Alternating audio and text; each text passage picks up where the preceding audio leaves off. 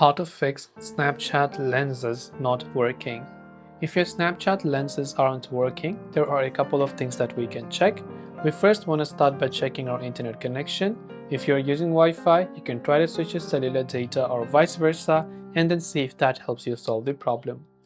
If not, if you're using the app on Android, you want to simply go and long press the Snapchat app icon.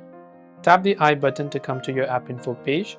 From here, go to storage usage where you can clear the cache files and clear the data. Once you've done that, go to your Play Store or App Store, search for Snapchat and check if it has an update. If it does, make sure to update it to the latest version. After you've done that, now you can open up Snapchat and try to use all the lenses and filters that you might want to try to use for your Snapchat account. And this way you can fix if the Snapchat lenses aren't working. Hope this video helped you out. If you have any questions, feel free to leave them down below. As always, thank you for watching till the end and see you in the next video.